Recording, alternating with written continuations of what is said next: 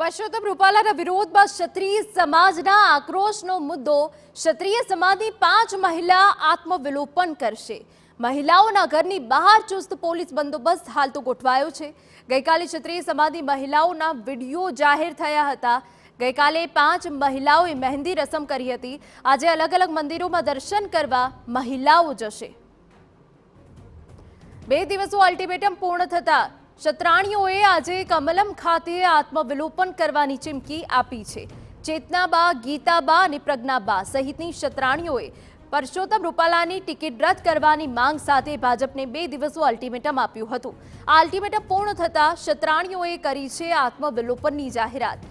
આત્મવિલોપન મુદ્દે ક્ષત્રિય અગ્રણી પ્રજ્ઞાબાનું મોટું નિવેદન સામે આવ્યું। પ્રજ્ઞાબાએ કહ્યું કે આત્મવિલોપન પહેલા તેઓએ હાથમાં મહેંદી મૂકી છે। હવે સાધુ સંતોના આશીર્વાદ મેળવીને કાલે કમલમ ખાતે આત્મવિલોપન કરશે। જય માતાજી, મારું નામ પ્રજ્ઞાબા ઝાલા।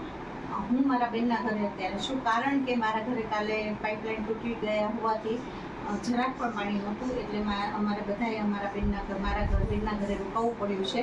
અને કાલ રાતથી જ અમારી સાથે પોલીસ પણ છે, અને અત્યારે અમને હજી તો તૈયાર નથી ત્યાં ઘણા બધા પોલીસ જે છે અધિકારીઓ એ બધા આવી ગયા છે, અને અત્યારે બહાર હોલમાં બેઠા છે, અને અમને ઘરની બહાર હવે નીકળવા દેવાની ચોખ્ખી ના પાડી દીધી છે।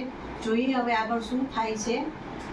કરવું ઘણું છે અને કરશું પણ ખરા, જોઈએ પણ હવે અમે શું કરી શકીએ છીએ। ટ્રાય પૂરી કરીએ છીએ જોહર માટેની, પણ માતાજીની ઈચ્છા, માતાજીની મરજી।